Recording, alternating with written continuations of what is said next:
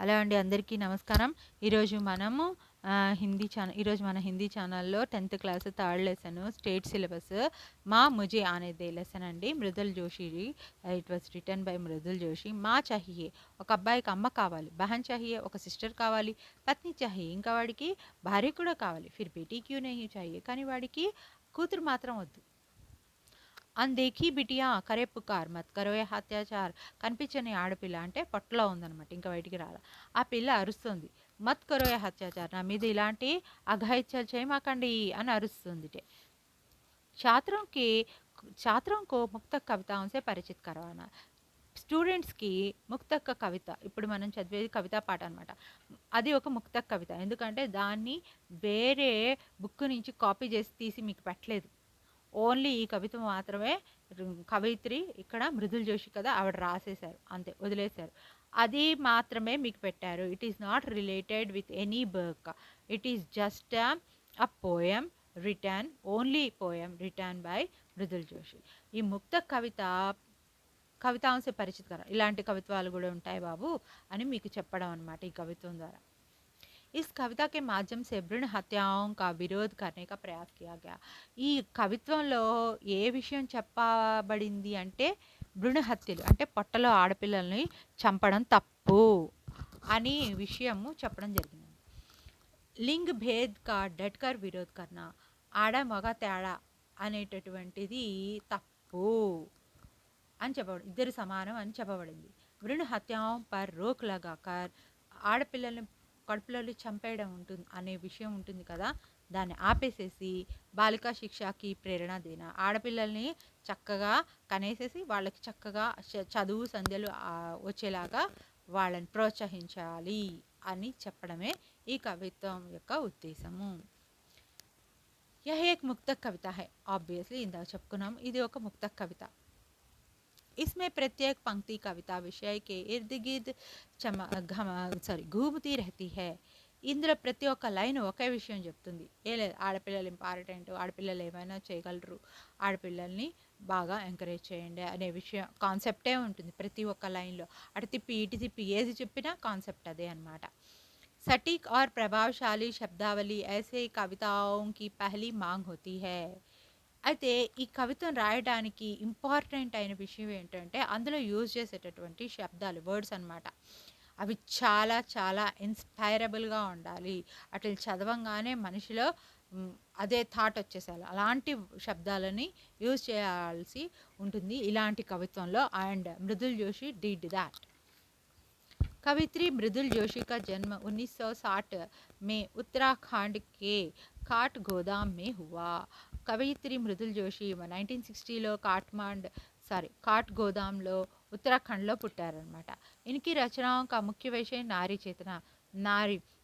ఆడవాళ్ళు మేలుకోండి, ఆడవాళ్ళు మేలుకోండి, మీ మీద చాలా అత్యాచారాలు జరుగుతున్నాయి, మిమ్మల్ని మీ డ్రీమ్స్ని ఫుల్ఫిల్ కానివ్వకుండా చేస్తూ ఉన్నారు, మిమ్మల్ని అందరినీ వాడుకుంటా ఉన్నారు పనులకి, వాళ్ళ అవసరాలకి. అలా కాదు, మీరు మేలుకోండి అని చెప్పడం ఈమె యొక్క రచనల ఉద్దేశం అనమాట. ఈమె చాలా రచనలు చేశారు, వాటి యొక్క ఉద్దేశం ఏంటి, నారీ మేలుకో. సమాజ్ కా నిర్మాణం, ఈ సమాజంలో ఆడవాళ్ళు మగవాళ్ళు ఈక్వల్ అని చెప్పడం ఈమె రచనల యొక్క ముఖ్య ఉద్దేశం. ఇనికి చర్చిత రచనాయి, ఇంకా ఆవిడ చాలా బుక్స్ రాశారు. దానిలో కొన్ని బుక్స్ మనం చదివాక దాని గురించి మాట్లాడుకోవాలనిపిస్తుంది అనమాట. అలాంటి రచనలు ఏమిటా, సమకాలీన హిందీ కావ్యమే ఆమ్ ఆద్మీ, గుమ్ హో గయే अर्ध की तलाश में, शब्दों की क्षितिज से इन दिनों आदि ఎట్సెట్రా. ఈ బుక్స్ చాలా చాలా బాగుంటాయి అన్నమాట ఆవిడ రాసినవి. దాన్ని చదివాక మనం దాని గురించి మాట్లాడుకోవాలనిపిస్తుంది అనమాట. అలాగా ఉంటాయి ఈమె యొక్క రచనలు. రైట్ నా స్త్రీ और पुरुष दोनों समाज रूपी शक्ति के दो रूप है. స్త్రీలు పురుషులు సమాజానికి రెండు ఇంపార్టెంట్ అయినటువంటి వాళ్ళు అనమాట. వీళ్ళలో ఏ ఒక్కళ్ళు లేకపోయినా సమాజం బాగుండదు. ఇద్దరు ఈక్వల్గా ఉండాల్సిందే, ఇద్దరు సమాజానికి అవసరమే. దోనో కార్యకుశల్, ఇద్దరికి మంచి టాలెంట్ ఉంది, ఈక్వల్ టాలెంట్స్ ఉంటాయి అనమాట. ఏ పనైనా ఇద్దరు చక్కగా చేయగలరు. గుణి, మంచి హ్యాబిట్స్ ఉండేటటువంటి వాళ్ళే, ఒకళ్ళు చెడ్డ హ్యాబిట్స్ ఉండేటటువంటి వాళ్ళు కాదు. అన్ ఇద్దరు మంచి హ్యాబిట్స్ ఉండేటటువంటి వాళ్ళే, మంచి ప్యూర్ క్యాండిడేట్స్. ఆర్ బుద్ధిమాన్, మంచి బుద్ధివంతులు, మంచి తెలివితేటలు ఉన్నటువంటి వాళ్ళు. సమాజ్‌కే నిర్మాణ్ మే దోనో కా సమాన్ మహత్వ హై. ఈ సమాజ నిర్మాణంలో వాళ్ళిద్దరు ఈక్వల్ పార్ట్స్, ఈక్వల్ అనమాట. ఈక్వల్ కాంట్రిబ్యూషన్ అనేది ఉంటుంది. వేదం మే స్త్రీకి తులన దేవి సే కీ గయి హై. వేదాల్లో స్త్రీలను అమ్మవారితో, దేవుళ్ళతో ఈక్వల్గా చెప్పారనమాట. కహతే హై జహా నారీ కా వాస్ హోతా హై. ఇంకా వేదాలు ఏం చెప్పాయి, ఎక్కడైతే స్త్రీలు ఉంటారో వహా దేవత వస్తే హై. అక్కడ దేవతలు వచ్చి కూర్చుని ఉంటారు. దేవతలు ఉన్న చోట అన్నీ సమృద్ధిగా ఉంటాయి, అన్ని హ్యాపీనెస్లు ఉంటాయి అన్నమాట. లేకిన్ సామాజిక విషమతాओं కారణం, కానీ కొంతమంది బుద్ధి లేనటువంటి వాళ్ళు చాలా వేరే రకంగా ఆలోచించేసేసి భ్రూణ హత్య, ఆజ్ బీ భ్రూణ హత్యాయే దేఖీ జా రహీ హై. ఇలాంటి బుద్ధి లేని వాళ్ళ వలన వాళ్ళు చేసేటటువంటి చెత్త పనులు అనమాట. విషమతాం అంటే సమాజానికి హాని కలిగించే విధంగా వాళ్ళు ప్రవర్తిస్తారనమాట. వాళ్ళ ప్రవర్తనలు ఎలా ఉంటాయి, భ్రూణ హత్యలు, కడుపులో శిశువులు చంపేయడం, వాళ్ళు చేసే పనులు ఇవి ఇప్పుడు కూడా చూస్తున్నాం అలాంటివి మనము. ఐసీ ఘటనాయే సామాజిక్ మానవీయ అపరాధ హై. ఇలా ఈ భ్రూణ హత్యలు అనేటటువంటి సమాజంలో జరుగుతున్నటువంటి మానవుడు చేసేటటువంటి ఒక ఘోరమైన నేరం అనమాట. ఐసే అపరాధకో సమాప్త కన్నా బేహద్ జరూరీ హై. ఇలాంటి నేరాలను ఆపడం చాలా చాలా అవసరము. So now we are going to the poem అనమాట. మా ముజి ఆనేదే డర్మత్ ఆనేదే. ఒక పాప అంటుందన్నమాట, కడుపులో ఉంది ఆ పాప, ఇంకా ఆ పాప పుట్టలేదు.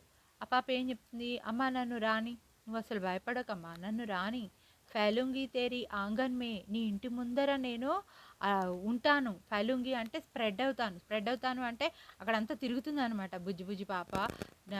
అక్కడంతా నీ ఇంటి ముందరంతా తిరిగేస్తాను, అక్కడంతా నేనే ఉంటా, నేను స్ప్రెడ్ అయిపోతా నీ ఇంటి ముందర. హరియాలి బన్కర్, హరియాలి అంటే మంచి పచ్చదనం, ఎలా ఇంటి ముందర స్ప్రెడ్ అయి ఉంటే ఇల్లు ఎంత అందంగా ఉంటుందో, నేను కూడా అక్కడంతా తిరిగేసేసి ఎక్కడ పడితే అక్కడ నేనే ఉంటా చక్కగా తిరుగుతూ. అప్పుడు హరియాలి నీ ఇంటికి ఎంత అందాన్ని ఇస్తుందో నేను కూడా నీ ఇంటికి అంతే అందాన్ని ఇస్తా అని చెప్తుంది ఆ పాప. లిప్టుంగి తేరే ఆంచల్ మే ఖుష్బూ బన్కర్, నేను నీ కొంగుని ఎలా నీ కొంగుకి ఎలా అతుక్కుపోతానంటే, లిప్టుంగి అంటే చిపక్ జానా అనమాట, చిపక్ జానా అంటే అతుక్కపోవడం అనమాట, ఆంచల్ అంటే కొంగు అనమాట. చీర కొంగుని ఆంచల్ అంటారు. నీకు చీర కొంగుకి నేను ఎలా అతుక్కుపోతానంటే, ఖుష్బూ బన్కర్, మంచి సువాసన ఎలా అయితే డ్రెస్సుకి అతుక్కుపోతే ఎలా అయితే అంటుకుపోతుందో అలాగ నేను కూడా నీ యొక్క కొంగుకి అంటుకుపోతాను. ఖుష్బూతో ఉండేటటువంటి బట్టలు చాలా హాయిగా ఉంటుంది కదా వేసుకుంటే, అలాగే ఈ పాప కూడా, ఈ పాపను కూడా ఎప్పుడు వాళ్ళ అమ్మ అలాగే కొంగుని పట్టేసుకొనే ఉంటే వాళ్ళ అమ్మకు కూడా హ్యాపీగా ఉంటుంది కదా, నీకు కూడా హ్యాపీగా ఉంటుంది. సో నిన్ను ఒక మంచి ఫ్రేగ్రెన్స్ బట్టలకి వేసుకుంటే ఎంత బాగుంటుంది, నేను కూడా నిన్ను పట్టుకుంటే నీకు అలాగే ఉంటుంది, నేను వచ్చి అతుక్కుంటాను నీ కొంగుకి. मेरी किलक और ठुमकते कदम में घर का సన్నాటా బిఖర్ జాయేగా. ఇప్పుడు నీ ఇల్లు చాలా కామ్గా ఉంది, అస్సలు కామ్గా ఉంది. మేరీ కిలక్ అంటే నా యొక్క మాటలు, నా యొక్క నవ్వులు, నా యొక్క అరుపులు అనమాట, నా గొడవ. మేరీ కిలక్ ఆర్ ఠుమక్తే కదం, నేను నడిచేటప్పుడు నేను కింద పడిపోతాను, బుజ్జి పాప కదా, కింద పడిపోతా, లేస్తా, పరిగెడతా, అన్నీ చేస్తా కదా, అవన్నీ వీటి వలన నీ ఇంట్లో ఉండేటటువంటి ఆ సైలెన్స్ పారిపోతుంది. జో पसरा है पिता के दम्भ, भाई की उद्दंडता के कारण सदियों से.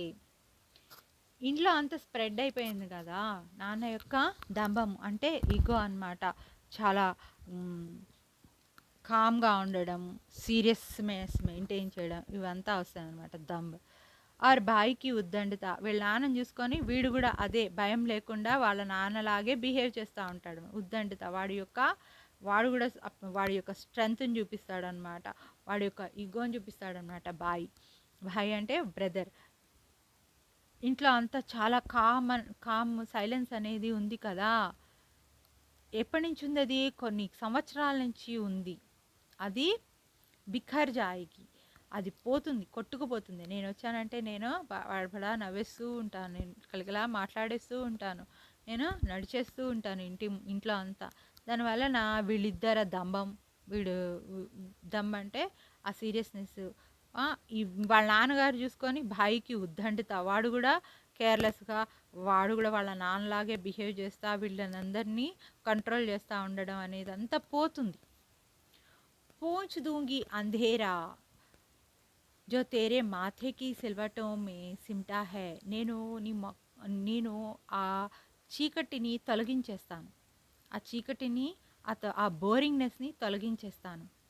నాకు కనిపిస్తోంది ఎక్కడ, నీ యొక్క నెత్తి మీద, నీ ఫోర్ హెడ్ మీద, నీ నుదుటి మీద, మాథా అంటే నుదురు అనమాట, ఫోర్ హెడ్ మీద, సిల్వటోం మే సిమ్టా హై, సిల్వటోం అంటే ఇట్లా ఇట్లా రేఖలు అనమాట, నెత్తి మీద ఇలా ఇలా రేఖలు వస్తాయి కదా, ముడతలు నెత్తి మీద. ఆమె వాళ్ళ మదర్ చాలా ప్రాబ్లంలో ఉందన్నమాట, చాలా బోరింగ్గా ఉందన్నమాట. వీళ్ళ ఇంట్లో, ఆమె ఇంట్లో వాళ్ళు, నాన్నగారు, ఇంకా భాయి, బ్రదరు, అంటే ఆమె కొడుకు, వీళ్ళందరూ ఆమెని చాలా బోర్ చేస్తున్నారు, ఆమెను చాలా కంట్రోల్ చేస్తున్నారు, ఆమెకేమీ ఎంటర్టైన్ లేకుండా చేస్తున్నారు, ఆమె లైఫ్లోని డ్రీమ్స్ ఆమె ఫుల్ఫిల్ చేసుకునే అవకాశం ఇవ్వట్లేదు ఆమెకి. ఇవన్నీ అంధేరే హే, ఇవన్నీ ఆమెకి ఒక చీకటి లైఫ్ లాగా ఉంది, ఆమె లైఫ్లో హ్యాపీనెస్ లేకుండా ఉందన్నమాట. అందువల్ల ఆమె నెత్తి మీద బాధతో కనుబొమ్మలు పైకెత్తినప్పుడు ఆ నెత్తి మీద ఒక రేఖలు అనేవి, సిల్వటే అంటే రేఖలు అనమాట, అవి కనిపిస్తున్నాయి అనమాట. ఆ నెత్తి మీద రేఖలు ఎప్పుడు కనిపిస్తాయి, మనిషి బాధలో ఉన్నప్పుడు, మనిషికి హ్యాపీనెస్ లేనప్పుడు ఆ నెత్తి మీద రేఖలు అనేవి తయారవుతాయి అన్నమాట. కళ్ళు పైకెత్తుకొని గడ్డం కింద చేయబెట్టుకొని మనిషి ఆలోచిస్తూ కూర్చుంటాడు కదా, అదనమాట సిమ్టా హే. ఆ నెత్తి మీద రేఖల్లో నీ బాధ అంతా కనిపిస్తుంది, ఎంత బాధపడుతున్నావో అంతా కనిపిస్తుంది, లైఫ్ ఎంత డల్గా ఉందో అదంతా నీ నెత్తి మీద రేఖల్లో కనిపిస్తుంది మా.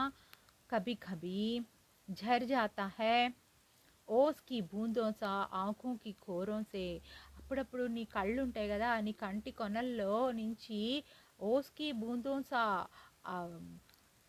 మంచు యొక్క బిందువుల్లాగా అప్పుడప్పుడు ఝర్ జాతి హే, నీళ్ళు ఝర్న కారిపోతూ ఉంటాయి అన్నమాట. ఏం కారిపోతాయి అంటే కన్నీళ్ళు. కన్నీళ్ళు ఎప్పుడు వస్తాయి, బాధ ఉన్నప్పుడు. ఆ బాధలో ఉన్నావు కదా నువ్వు, నీ యొక్క కంటి చివర్ల నుంచి ఆ ముత్యపు బిందువుల్లాగా అప్పుడప్పుడు కారుతూ ఉంటాయి, అంటే నువ్వు బాధపడుతున్నావు, నువ్వు ఏడుస్తున్నావు.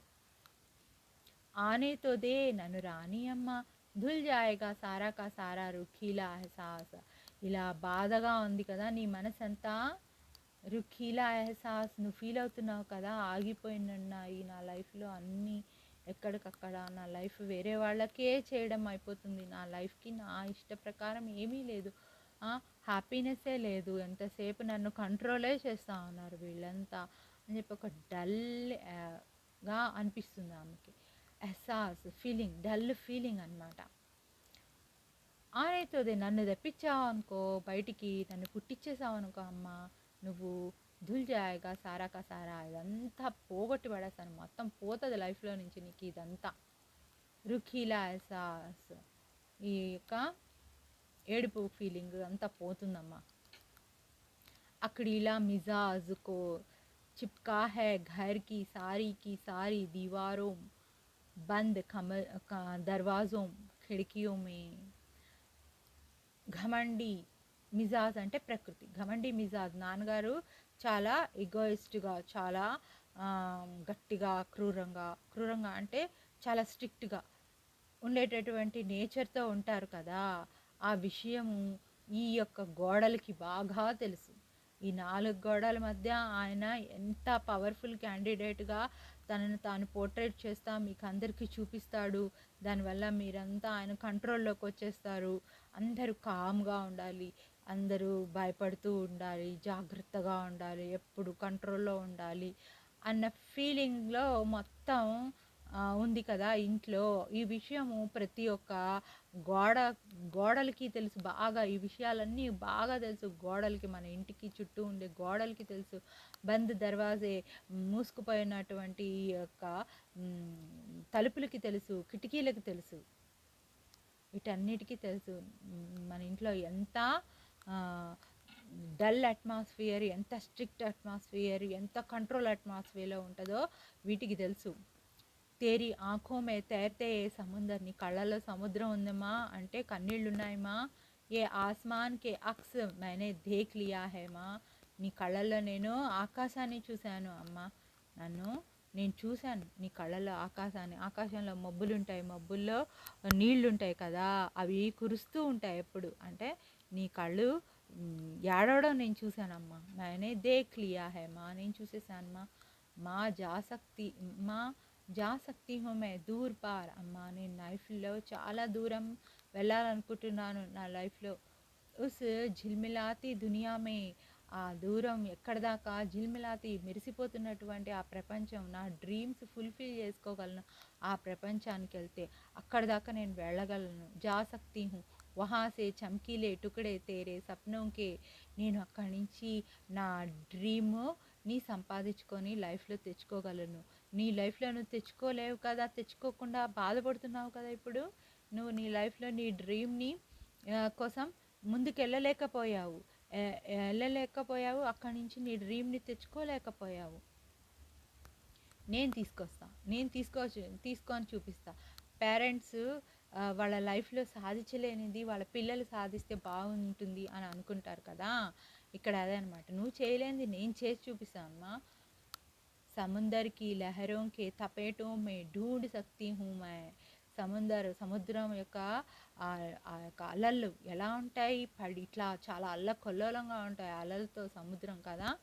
అలాంటి సముద్రంలో ఒక వ్యక్తి భయపడకుండా వెళ్ళి మోతీ और सीप और नाविकों के हिस्से, వాడు వెళ్ళి ఒక మనిషి ఆ సముద్రపు అలలకు భయపడకుండా సముద్రంలోకి వెళ్ళి ఒక ముత్యాలని, మంచి మంచి ఆల్చిప్పల్ని అంటే ముత్యాలు వండేటటువంటి ఆల్చిప్పల్ని సంపాదించుకొని వస్తాడు. తర్వాత నావికంకి కిస్సే, నావికలు అందులో సముద్రంలో చాలామంది నావికలు వెళ్ళి వాళ్ళు చాలా చాలా సంపాదించుకొని వస్తారు సముద్రంలో ఉండేటటువంటిది.